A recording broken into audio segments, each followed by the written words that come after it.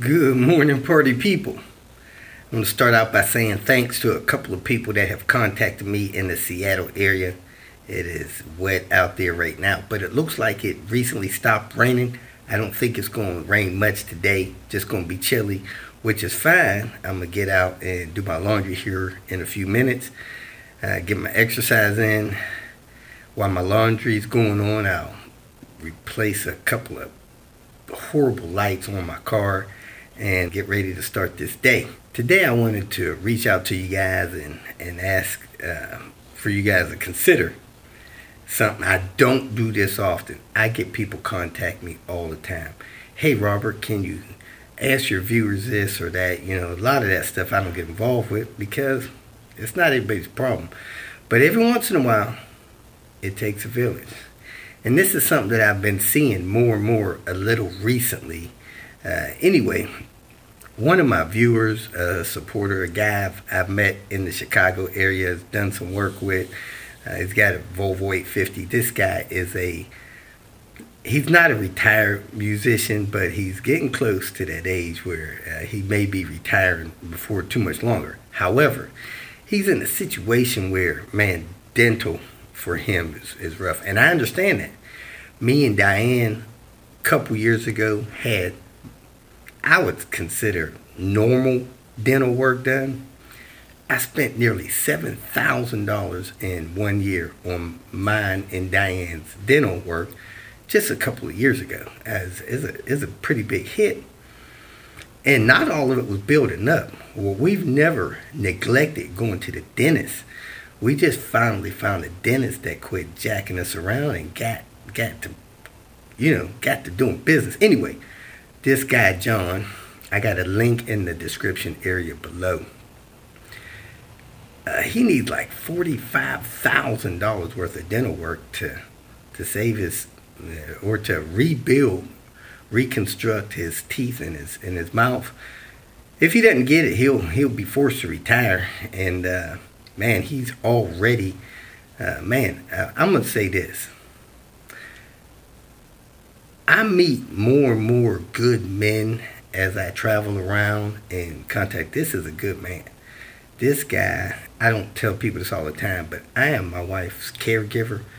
This guy is his wife's caregiver. And man, he's got more of a challenge than I do with that. You know, really good man, stand-up guy. He does stuff in his community. He takes care of his wife. He's also helping take care of his wife's daughter. And, you know, he's a good friend, good guy. So I'm going to make a donation on behalf of my Patreon people. I'm going to make a personal donation out of my personal fund to his GoFundMe. And there's a link in the description area below if you want to check it out. And if you can, give it. One of his friends talked him into setting this up to try to help him save his teeth and stuff like that, get that stuff rebuilt. So it's expensive, and sometimes it takes a village. So if you got a few bucks you can spare, go down there, click the link, give a donation, and that'll be great. I appreciate that. Other than that, I'm still in the Seattle area. So if you're in the Seattle area and you want to have me check something out for you, get my help, helping you with some work on your car, go ahead and contact me, and I'll try to get you scheduled in here next day or two and get you taken care of. So that's where I'm at. Hope you enjoyed today's clips. Appreciate you watching. Welcome to Hanging Out with Robert. That's me. This video contains things that I encounter throughout the day. If for some reason I complete a task and you would like to see the details, you could click on the link in the description area below. This video also contains tips and tricks that I learned throughout the years. I plan on leaving this video accessible for about 30 days. After that, you can view it through my Patreon account. Thank you very much for watching.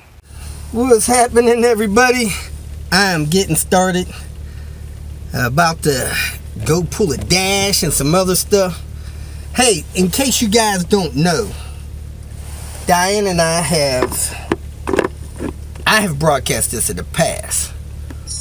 We are what they consider fully vaccinated. Had a couple people a little bit concerned with that. We had the first tracker, the second tracker, and and we got both of those trackers tweaked not too long ago. So if that's one of your concerns, you know, don't let that bother you. But they say that people are dying, and I understand the concern 100%. So I am not offended by that. Some people are. It's just what it is. So I've moved my throttle pedal a few times, trying to see if this may be possibly a throttle position sensor issue with this transmission not shifting. So I've run it up and down several times before I start the car. I'm gonna start the car, head to my first location, and see if that made the difference. I gotta pick up some parts today, check on some parts for some people, pull a dash, pull some oil cooler lines, maybe pull a transmission pan if I have time. I don't know. That's a lot that I'm trying to get done, and I'm getting started, you know, not as late as I usually do. It's a little chilly out, it's wet, not raining. I'm supposed to have the cover of a garage for most of the day. So that's where I'm at. Let me check my directions and hit the road. Get up here and get started on this 850R, baby. Kicking off the Tinker Day 850R with those leaky oil cooler lines. So we're going to kick off the day pulling those oil cooler lines off of this car. And then we're going to check the evaporator and pull that thing off. So that's where we're at. Let me go ahead and jack this up, pull this wheel off, and get the cracking these lines off of here. Whenever you have aluminum wheels on there, make sure you have aluminum wheel studs, not these metal ones. I actually think these are shorter, so you only get a couple threads grab. With the aluminum wheel studs, you get longer grab. Also, this pitch on this bolt head I think is a little different, and if you got the wrong pitch on these aluminum wheels, that could damage the aluminum wheel. Actually, wheel shop up there at Discount Tires told me they can tear the wheels apart. So make sure you don't have these steel wheel lugs. Get you the aluminum wheel bolts. And it looks like a lot of that wheel stud sticking out of there, so they should have good grab. I'll check an aluminum one off my card so you can see the difference if there is any. Got the wheel off. There's a little bit of oil down here on this thermostat, and of course this mount is going bad. This bolt head's about to touch that, but I'm gonna go ahead and jack the engine up. We also got oil, looks like it's coming out of this timing belt cover, so he's probably got a cam seal leak. That's not good. And we're gonna go ahead and jack this engine up a little bit and get some space on here. So let me break these two 14s loose and swap these mount bolts out. Got that mount raised and the top mount bolt in the lower engine bolt hole. So I'm gonna put this bolt here so I don't lose it. I have more access to get at this stuff in here with this oil cooler line. So let me keep it rolling. Just left a guy that's got more Volvo parts than I ever thought a parts department would have. So if you guys need some Volvo parts, red or white block parts, let me know. This guy's got them. So we cleared a couple codes for him, got some parts for a couple people, and we are headed back to that 850. We are back at the work site, and it is snowing. It's really almost been snowing off and on for 2 hours. Kind of scary, but the temperature is 34, so shouldn't get stuck in the snow nowhere. Got the wire harness bolt back in. I put that bolt back in the oil pan in case somebody ever wanted to put an oil cooler line back on that thing. They could. And I got the oil cooler block off plate up there. So I'm gonna jack the engine up, put that engine mount back, and be all done with this thing. Got a little oil down there. I don't know if you can see that inside the belt. The cam seal there looks relatively dry. So my guess is it's this intake cam, but it's not bad. So maybe somebody put some aftermarket seals in there at one time. That water pump's aftermarket, and it looks like this idler roller is aftermarket as well. I would get those parts out of there, but Not exactly sure where the oil's coming from because the cam seals don't look too bad. My phone is having issues focusing. I don't know if that's because the camera lens is now cracked.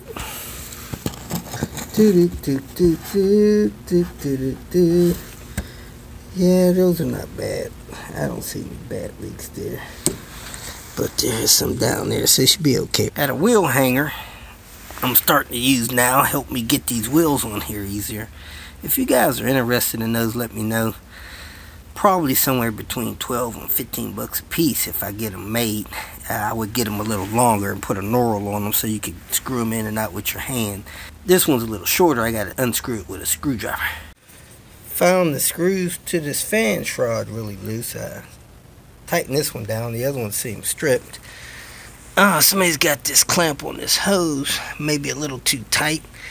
The fuel rail cover was just sitting on there. That wasn't locked in right. And we got a boost leak here because somebody didn't push this fuel pressure line on, or either that or it pushed off. So I gotta get that back on there.